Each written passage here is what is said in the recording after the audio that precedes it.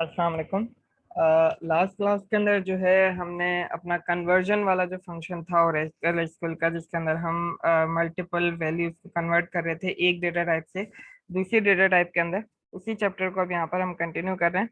ठीक है, आज के पिछले लेक्चर्स के अंदर हमने टू कैरेक्टर टू डेट वाले फंक्शंस को यहाँ पर डिस्कस कर लिया था। अब यहाँ पर हम नेस्टिंग फंक्शंस को देख रहे हैं। जिस तरीके से हम प्रोग्रामिंग लैंग्वेजेस के अंदर मल्टीपल वैल्यूज को या मल्टीपल फंक्शंस को नेस्ट कर सकते हैं। नेस्ट करने से मतलब होता है किसी एक चीज के अंदर दूसरी चीज को ऐड करना, यानी मल्टीपल वैल्यूज को एक के अंदर एक के बाद इस्तेमाल करना, वो नेस्ट करना कहलाता है।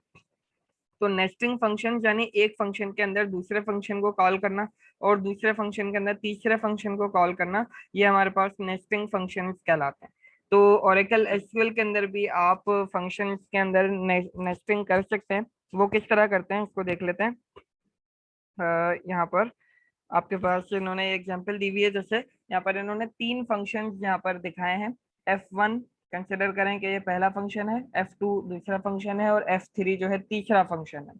ठीक है, तो अब इन तीनों अब जब सबसे पहले जो चीज रन होगी इन तीनों फंक्शन में से, वो फंक्शन रन होगा जो सबसे इनर फंक्शन होगा, यानी जो सबसे अंदर फंक्शन होगा आपके पास, वो एग्जीक्यूट होगा।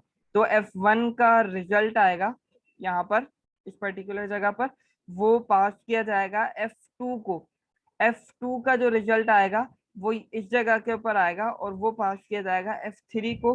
फिर F3 का जो रिजल्ट होगा वो आपको फाइनली जो है आउटपुट के अंदर नजर आएगा। तो ये जो चीज उन्होंने यहाँ पर एग्जाम्पल के तौर पर दिखाई है, इसको हम कहते हैं नेस्टिंग फंक्शन, यानी एक फंक्शन के अंदर दूसरे फंक्शन का इस्तेमाल करना। तो होपफुली यहाँ तक आपको बात समझ में आ चुकी होगी। सेम वही चीज है जो हम प्रोग्रामिंग के अंदर, जैसे नेस्टेड लूप्स आपने पढ़े होंगे, एक लूप के अंदर आप दूसरे लूप का इस्तेमाल करते हैं, तो यहाँ पर भी तकरीबन वही बात हो रही है। उसके बाद आगे चलते हैं, इसकी एग्जाम्पल देख लेते हैं। अब यहाँ पर इन्होंने एग्जाम्पल दी है, तीन फंक्शन यहाँ पर इन्होंने इस्तेमाल करके दिखाए हैं। पहले इन्होंने क्वेरी चलाई है, select last name from employees where department ID 60, यानी उस पर्टिकुलर एम्प्लॉय का रिकॉर्ड लेकर आओ जिसकी डिपार्टमेंट आईडी 60 हो। अब यहाँ पर इन्होंने क्या किया है, एक फंक्शन मतलब एक कॉलम का डेटा इन्होंने यहाँ पर निकालने की कोशिश की है। वो क्या किया है इन्होंने, यहाँ पर सबसे पहले इन्होंने एक अपर का फंक्शन चलाया है। अपर के फंक्शन के अंदर इन्होंने कंकेटिनेशन का फंक्शन चलाया है और उसके अंदर इन्होंने सब स्ट्रिंग का फंक्शन चलाया है, यानी टोटल तीन फंक्शन इन्होंने यहाँ पर रन किए हैं। सबसे अंदर जो है फंक्शन सब स्ट्रिंग का है। तो अब सब स्ट्रिंग के फंक्शन के अंदर इन्होंने देखें क्या किया है। सब स्ट्रिंग के फंक्शन के अंदर इन्होंने किया है कि लास्ट नेम को आप लेकर आओ पहले कैरेक्टर से लेके 8 कैरेक्टर्स तक, यानी लास्ट नेम को ये सब स्ट्रिंग बनाएगा पहले। ये वाला जो फंक्शन है, लास्ट नेम के पहले कैरेक्टर से लेकर 8 कैरेक्टर तक जितने कैरेक्टर्स होंगे उनको वो लाकर पास कर देगा हमारे कनकेट वाले फंक्शन को। कनकेट वाला फंक्शन क्या करेगा, यहाँ से जो हमें 8 कैरेक्टर्स मिलेंगे उन 8 कैरेक्टर्स के अंदर कनकेट करेगा, यानी मिला देगा। कनकेट का फंक्शन हम ऑलरेडी पीछे डिस्कस कर चुके हैं। तो कनकेट का फंक्शन इसके अंदर अंडरस्कोर यूएस को जोड़ देगा। तो अब यहाँ पर ये कनकेट यूएस, यानी सब स्ट्रिंग की तरफ से जो हमें 8 कैरेक्टर्स मिले वो उसके अंदर कनकेट होगा हमारे पास अंडरस्कोर यूएस। और फिर जो भी यहाँ पर वैल्यू हमारे पास बनेगी उसको ये फाइनल जो हमारे पास फंक्शन है अपर, ये उसको अपर केस के अंदर कन्वर्ट करके आपके पास यहाँ पर रिजल्ट लाकर दे देगा। तो आप देख सकते हैं लास्ट नेम जो हमने यहाँ पर इससे मांगा है, लास्ट नेम यहाँ पर आप देख सकते हैं कि ये वर्ड वाले केस के अंदर लिखा हुआ है, यानी इसका पहला कैपिटल में है बाकी सब स्मॉल में। लेकिन अगर आप यहाँ पर देखें तो यहाँ पर हर वर्ड के आखिर के अंदर यूएस आ चुका है।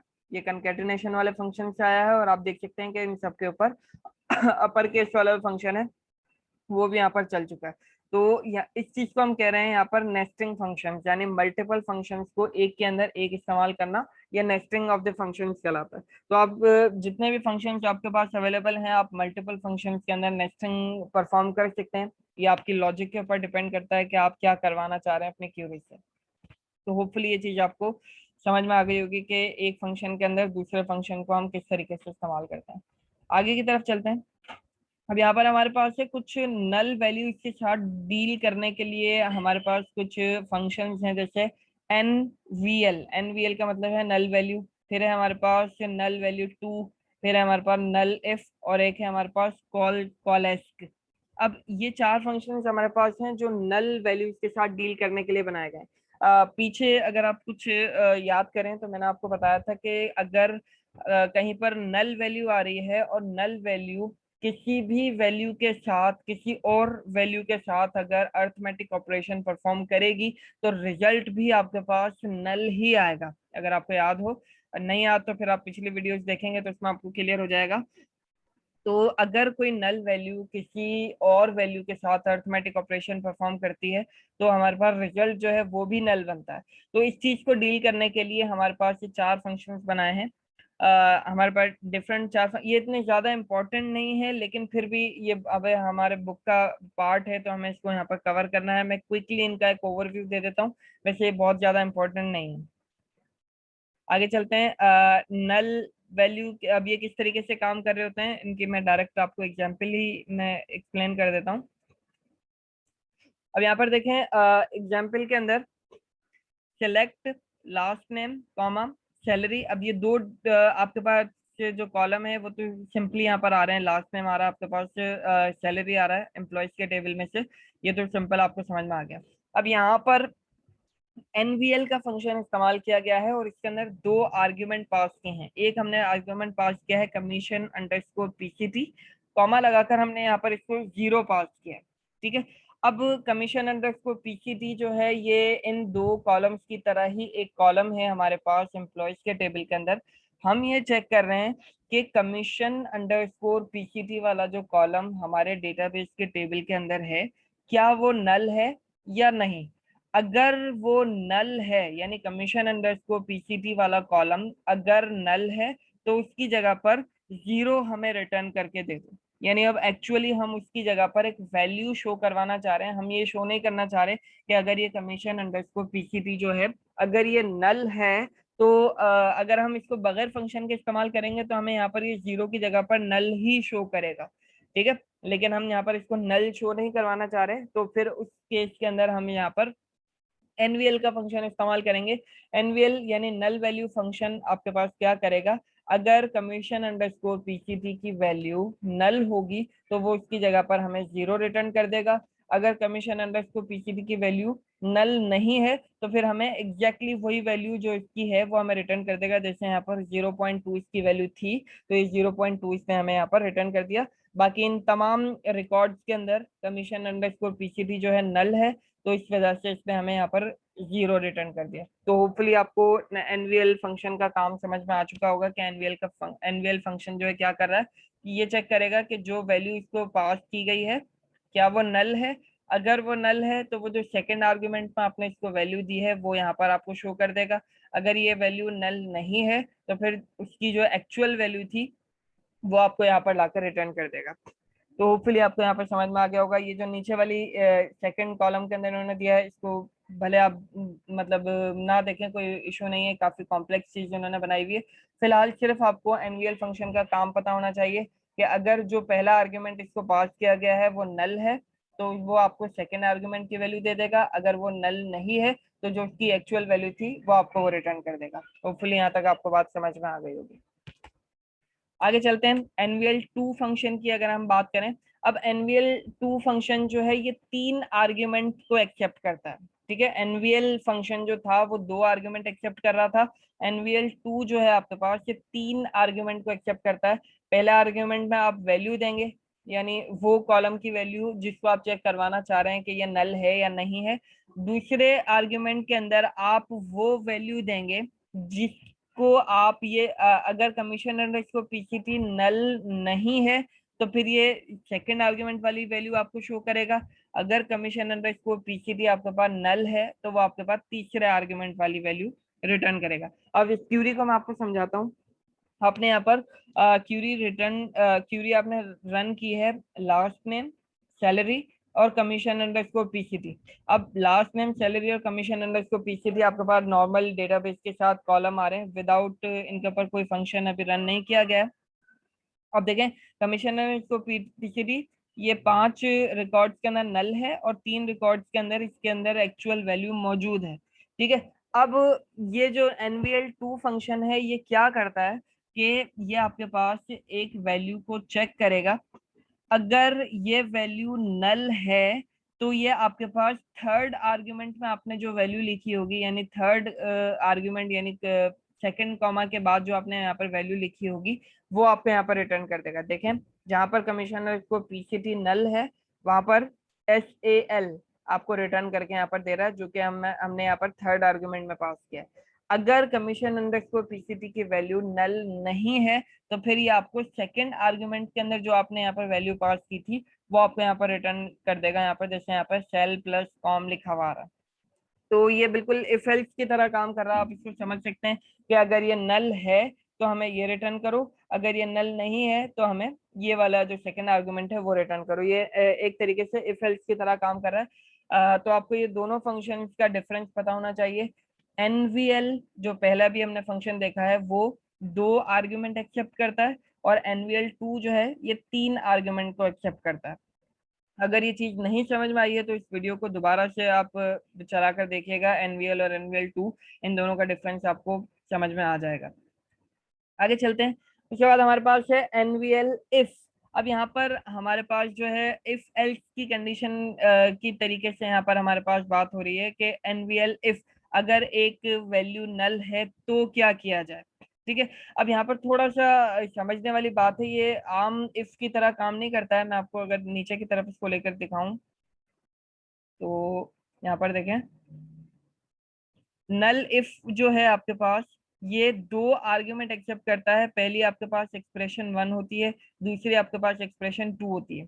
अब ये क्या करता है, null if compares expression 1 and expression 2। ये जो नल इफ का फंक्शन है ये एक्सप्रेशन 1 और एक्सप्रेशन 2 को कंपेयर करता है, यानी उन दोनों को मिलाकर देखता है कि क्या उनकी वैल्यू इक्वल है या नहीं है। इफ दे आर इक्वल, अगर वो दोनों इक्वल हैं यानी एक्सप्रेशन 1 और एक्सप्रेशन 2 इक्वल आ जाती है तो फिर वो आपको नल रिटर्न कर देता है। ध्यान ये समझिएगा बात को, अगर एक्सप्रेशन 1 और एक्सप्रेशन 2 जिसको वो मैच कर रहा है अगर वो दोनों इक्वल हो जाती हैं तो ये फंक्शन आपको नल रिटर्न करता है। इफ दे आर नॉट, अगर वो इक्वल नहीं होती हैं तो वो आपको एक्सप्रेशन 1 जो है रिटर्न कर देता है। अब देखें, अगर ये दोनों बराबर हैं यानी इन दोनों की वैल्यू सेम है तो वो आपको नल रिटर्न करेगा। अगर ये दोनों सेम नहीं है तो फिर वो आपको एक्सप्रेशन 1 रिटर्न करेगा। ये एक्चुअल में हमारे पास नल इफ फंक्शन का काम है। अब इसकी क्यूरी मैं आपको यहाँ पर समझाता हूँ। देखें इन्होंने यहाँ पे क्या किया है, ध्यान से देखिएगा इस चीज को। सिलेक्ट फर्स्ट नेम, अब यहाँ पर फर्स्ट नेम तो विदाउट किसी फंक्शन के यहाँ पर आपको आराम से नजर आ रहा है जो एक्चुअल हमारे पास डेटाबेस में वैल्यू थी। लेंथ ऑफ फर्स्ट नेम, अब फर्स्ट नेम कॉलम की क्या लेंथ है, यानी उसके अंदर जो भी कैरेक्टर्स मौजूद हैं उनकी क्या लेंथ है वो आपको बता रहा है। कि अब यहाँ पे देखिए फर्स्ट नेम की लेंथ कितनी है, यहाँ पर 5 है तो आपको यहाँ पर 5 नजर आ रहा होगा। कर्टिस इसकी वैल्यू आपके पास नजर आ रही है, इसकी लेंथ जो है 6 है तो 6 यहाँ पर नजर आ रहा है। लेग्स की आपको 3 लेंथ है, इसकी 5 लेंथ है, तो ये आपको यहाँ पर लेंथ शो कर रहा है। सेकंड आपने यहाँ पर लास्ट नेम को शो किया, लास्ट नेम आपके पास आ रहा है और यहाँ पर लास्ट नेम की लेंथ आपको नजर आ रही है। लेंथ का फंक्शन यहाँ पर रन किया है हमने लास्ट नेम के ऊपर। ठीक है, अब इसके बाद यहाँ पर नल इफ का फंक्शन शो किया गया है, नल इफ का फंक्शन हमने इस्तेमाल किया है।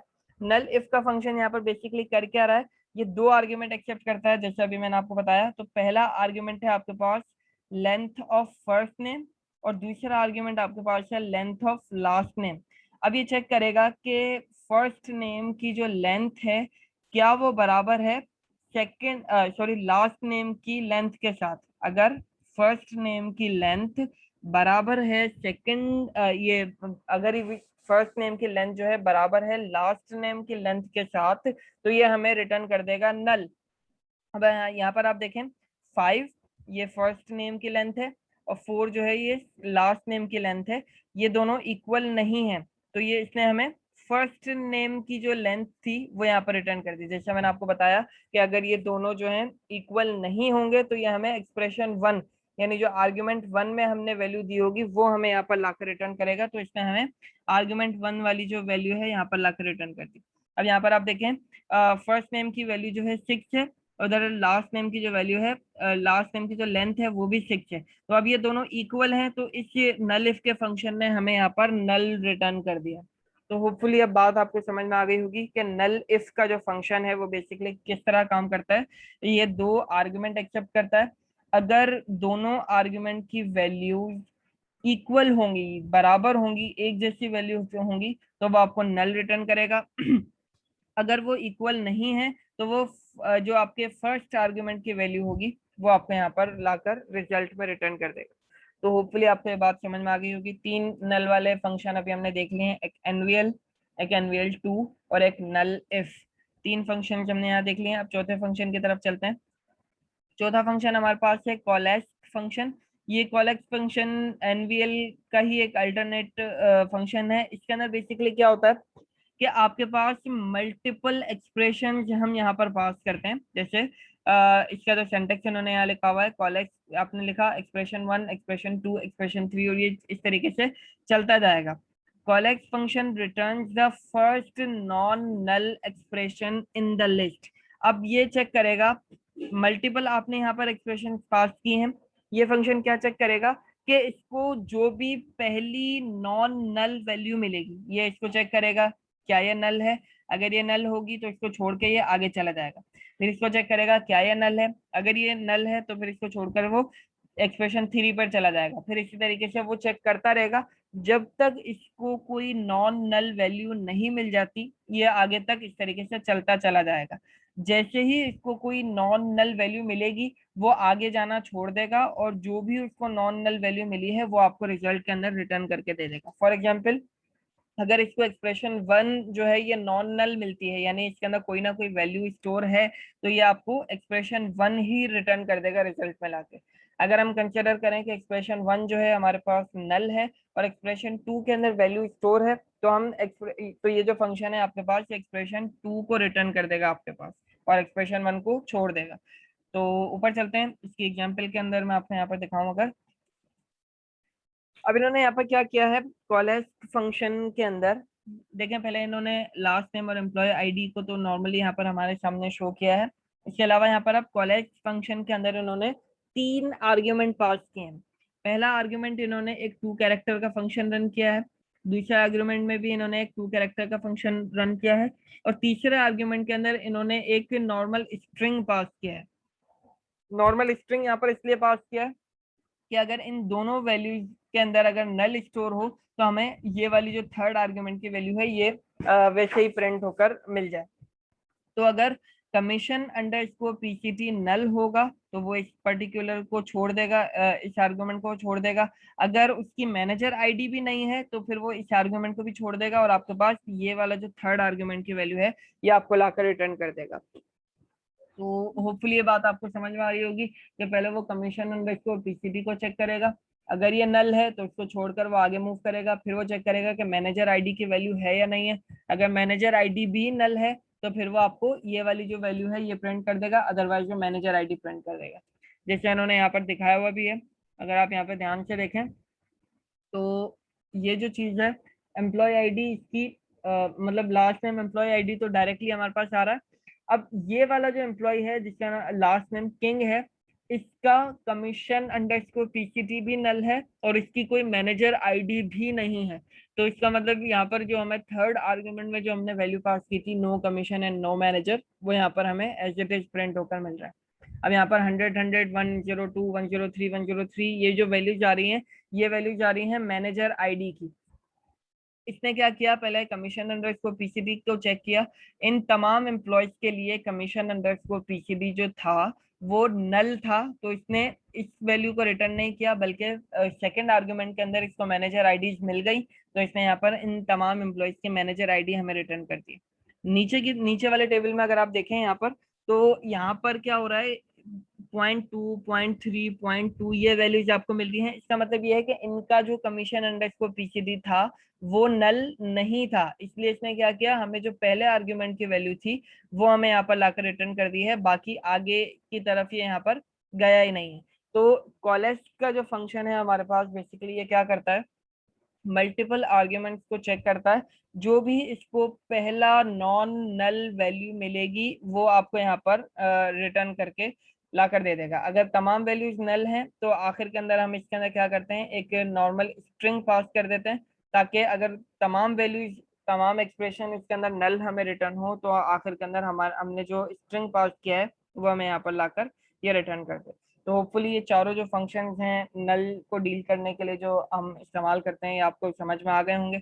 अगर कोई चीज़ समझ में नहीं आई है तो वीडियो को दोबारा देखें, तो होपफुली समझ में आ जाएगा। नहीं समझ में आती है तो इंशाल्लाह जब हमारी ऑनलाइन क्लास होगी तो उसके अंदर आप क्वेश्चन कीजिएगा, मैं इसको दोबारा से रिपीट करने की कोशिश करूंगा। आगे की तरफ चलते हैं। इसके बाद फिर हमारे पास आता है कंडीशनल एक्सप्रेशन। अब कंडीशनल एक्सप्रेशन जिस तरीके से इफ एल्स की हम बात करें या स्विच स्टेटमेंट की बात करें प्रोग्रामिंग लैंग्वेजेस के अंदर, तो ये भी उसी तरीके से हमारे पास काम करता है। केस और D code. SQL Oracle SQL के अंदर कंडीशनल स्टेटमेंट को चलाने के लिए हमारे पास दो फंक्शंस हैं, एक का नाम है केस और एक का नाम है डी कोड। ये दोनों फंक्शंस आपके पास तकरीबन सिमिलर ही काम करते हैं, सिर्फ इनका सिंटैक्स यानी लिखने का जो तरीकेकार है वो चेंज है, बाकी इन दोनों फंक्शंस का जो काम है वो बिल्कुल सेम ही है। आगे की तरफ चलते हैं इसकी एग्जांपल के ऊपर। केस एक्सप्रेशन और डी कोड। अब देखें केस किस तरीके से काम करता है यहाँ पर, बल्कि इसको छोड़ के मैं आपको डायरेक्ट क्यूरी के ऊपर लेकर चलूँ तो ज़्यादा अच्छे से समझ में आ जाएगा। अब यहाँ पर देखें हम क्या चाह रहे हैं यहाँ पर कि जिन लोगों की जॉब आईडी जो है आईटी प्रोग्रामर हो उनकी सैलरी के अंदर हम 10% इंक्रीज करना चाह रहे हैं। जिनकी एसटी क्लर्क है जॉब आईडी उनकी सैलरी में हम 15% सैलरी इंक्रीज करना चाह रहे हैं। और जिनकी सैलरी जो है ये एस ए रैप है उसकी सैलरी को हम 20% मतलब इंक्रीज करना चाह रहे हैं। तो अब इसको रन करने के लिए आपके पास दो तरीके हैं, या तो आप केस फंक्शन का इस्तेमाल करें और या आप डी कोड वाले जो फंक्शन का है या डी कोड एक्सप्रेशन का आप इस्तेमाल करें। ये बिल्कुल इफ एल्स की तरह ही काम करेंगे दोनों के दोनों। अब इसको समझते हैं कि क्या हो रहा है। मैंने यहाँ पर क्यूरी रन की, select last name job ID और सैलरी। केस यहाँ पर हमने लिखना होगा। केस के बाद हम अपने कॉलम का नेम लिखते हैं जिस कॉलम के ऊपर हम काम करना चाह रहे हैं, यानी जिस कॉलम के ऊपर हम इफ एल्स की कंडीशन लगाना चाह रहे हैं उस कॉलम का नाम लिखेंगे। फिर हम लिखेंगे job ID when IT program. हम अब इसका मतलब यह है कि इफ जॉब आईडी जो है वो आईटी प्रोग्रामर है देन सैलरी के अंदर 1.10 के साथ हम इसको मल्टीप्लाई कर देंगे, यानी इसके अंदर हम 10% इंक्रीमेंट कर दें। तो इसके अलावा फिर ये समझ लीजिए इससे ये व्हेन अगर हमने दोबारा लिखा है तो इसका मतलब ये है कि हम इफ एल्स चला रहे हैं, एल्स इफ चला रहे हैं, सॉरी। अगर हमने व्हेन एक दफा लिखा और उसके बाद दोबारा हमने व्हेन लिखा है तो इसका मतलब क्या हुआ कि हम एल्स इफ की कंडीशन यहाँ पर रन कर रहे हैं। एल्स इफ अगर जॉब आईडी जो है एसटी क्लर्क है तो फिर इसके अंदर 15% सैलरी को इंक्रीज कर दो। 1.15 के साथ हमने सैलरी को मल्टीप्लाई कर दिया। उसके बाद हमने दोबारा व्हेन लिखा, इसका मतलब ये है कि एल्स इफ हमने दोबारा लिखा। एल्सिफ अगर उसकी जॉब आईडी जो है एस ए रैप है तो उसकी सैलरी के अंदर 20% इंक्रीमेंट कर दो। और आखिर के अंदर फिर हम यहाँ पर एक नॉर्मल एल्स लिख रहे हैं। Else salary.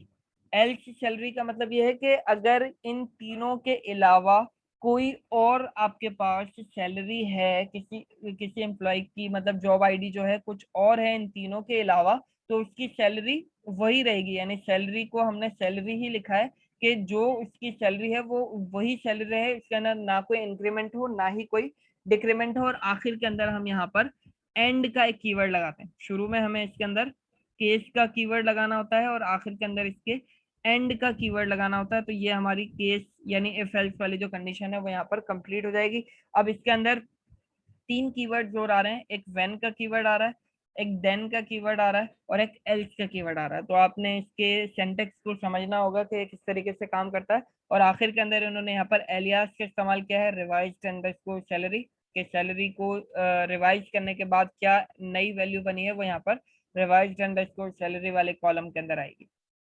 तो अगर आप यहाँ पर देखें आईटी प्रोग्राम, जैसे आईटी प्रोग्राम एसटी क्लर्क और एस ए रैप, इन तीनों की सैलरी को अगर आप देखें तो ये बढ़ी हुई आपको नजर आएगी। इनके अलावा किसी और जॉब आईडी वाले एम्प्लॉय की जो सैलरी है वो वही रहेगी जो उसकी पहले सैलरी थी।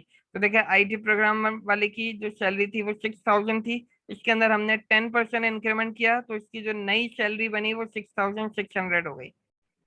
इसकी जो सैलरी थी वो 4,200 थी और अब यहाँ पर चेंज होकर ये 4,600 हो गई है। एस टी मैन, अब ये जो जॉब आईडी है, ये जॉब आईडी हमारी इस केस के एक्सप्रेशन के अंदर मौजूद ही नहीं है, यानी इन तीनों के अंदर ये वैल्यू है ही नहीं। तो एस टी मैन वाली जो आपके पास सैलरी है 5,800, ये 5,800 ही रहेगी। इसके अंदर हमने कोई भी चेंज नहीं किया। इसके अलावा एस टी क्लार्क के अंदर हमने यहाँ पर इसको वैल्यू को चेंज किया, इसकी वैल्यू को चेंज किया और एच आर एफ वाली वैल्यू को भी चेंज किया। तो ये जो तरीका है आपके पास, ये इफ एल्स स्टेटमेंट को रन करने का तरीका है कि आपके पास अगर मल्टीपल कंडीशंस हों और उन मल्टीपल कंडीशंस की बेस के ऊपर आप अपने कॉलम की वैल्यूज को अगर चेंज करवाना चाह रहे हैं, जैसे हमने यहाँ पर कंडीशनल एक्सप्रेशन को इस्तेमाल करते हुए अपनी सैलरी की वैल्यू को चेंज किया है, तो आप यहाँ पर इस केस वाली एक्सप्रेशन की मदद से आराम से ये काम कर सकते हैं। तो होपफुली ये चीज आपको समझ में आ गई होगी। इसके अलावा इसी काम को करने के लिए हमारे पास एक और एक्सप्रेशन है डी कोड के नाम से। वो भी सेम ही काम करती है लेकिन बस इसको लिखने का तरीका थोड़ा सा डिफरेंट है। अब इसके अंदर आपको पैरेंथेसिस का इस्तेमाल करना होता है। अगर मैं दोबारा ऊपर जाऊं, यहाँ पर हमने कोई पैरेंथेसिस इस्तेमाल नहीं किए थे, डायरेक्टली यहाँ पर वैल्यूज हमने लिखी थी, कीवर्ड्स हमने यहाँ पर मेंशन किए थे केस का और एंड का। तो यहाँ पर अब हमारे पास इस तरीके की कोई चीज नहीं है, बल्कि हम यहाँ पर पैरेंथेसिस का इस्तेमाल करते हैं। तो अब यहाँ पर अगर आप ध्यान से देखें तो डी कोड हमने यहाँ पर फंक्शन इस्तेमाल किया है, पैरेंथेसिस हमने यहाँ पर लगा दिए, यानी ये यहाँ से स्टार्ट हो रहा है, यहाँ पर एंड हो रहा है। इसका जो पहला आर्ग्यूमेंट होता है, पहले आर्ग्यूमेंट के अंदर ये इस पर्टिकुलर वैल्यू को मैच करेगा या इस पर्टिकुलर आर्ग्यूमेंट के ऊपर इफ एल्स वाली जो कंडीशन है वो रन करेगा। अगर जॉब आईडी आईटी प्रोग्रामर है तो इसकी सैलरी में 10% इंक्रीमेंट, एस टी क्लर्क में 15% इंक्रीमेंट और एच आर एफ के अंदर 20% इंक्रीमेंट। सिर्फ यहाँ पर सिंटेक्स का फर्क है, बाकी यहाँ पर काम जो है वही हो रहा है जो अभी हमने पीछे एग्जाम्पल के अंदर देखा है। ये जो है किस तरीके से काम कर रहा है, ये मल्टीपल आपके पास आर्ग्यूमेंट्स के ऊपर काम करता है। इसके अंदर अगर आप देखें तो मल्टीपल आपके पास जो है कॉमा सेपरेटेड वैल्यूज आपको यहाँ पर नजर आ रही होंगी। तो पहला जो आपके पास आर्ग्यूमेंट होता है वो बेसिकली मैचिंग के लिए होता है कि वो इफ एल्स के अंदर मैच किया जाएगा। और आखिरी जो है आपके पास समझ लीजिए कि एल्स की के अंदर जो हम वैल्यू दे रहे होते हैं वो आखिरी आर्ग्यूमेंट की वैल्यू, पहला आर्ग्यूमेंट मैच किया जाएगा और आखिरी वाला जो आर्ग्यूमेंट है वो समझ लीजिए एल्स वाली वैल्यू है कि अगर ये तमाम एक्सप्रेशन या तमाम कंडीशन जो हैं फॉल्स हो जाती हैं, यानी इन तीनों के अलावा कोई और जॉब आईडी होती है, तो उस जगह पर सैलरी जो है सैलरी ही रहेगी, उसके अंदर ना कोई इंक्रीमेंट होगा ना ही कोई डिक्रीमेंट होगा। और आखिर के अंदर हमने यहाँ पर एक एलियास का इस्तेमाल किया है जो हमारे पास रिवाइज्ड सैलरी के नाम से हमने इस्तेमाल किया है। तो ये भी एग्जैक्टली उसी तरीके से काम कर रहा है जिस तरीके से हमने अभी अपना जो है केस वाला जो एक्सप्रेशन था उसको देखा था। तो होपफुली ये दोनों चीजें आपको समझ में आ गई होंगी कि किस तरीके से काम कर रहा है। अगर नहीं समझ में आई है तो इसको एक दफा दोबारा आप देखने की कोशिश करें, फिर भी नहीं समझ में आता है तो इंशाल्लाह फिर जब भी हमारी नेक्स्ट क्लास होगी ऑनलाइन तो उसके अंदर हम इसको डिस्कस करेंगे। तो ये वाला जो चैप्टर है ये भी हमारा यहाँ पर खत्म होता है। इसके बाद जो नेक्स्ट चैप्टर है हमारे पास एग्रीगेटेड फंक्शंस का, उसको हम स्टार्ट करेंगे। अल्लाह हाफिज।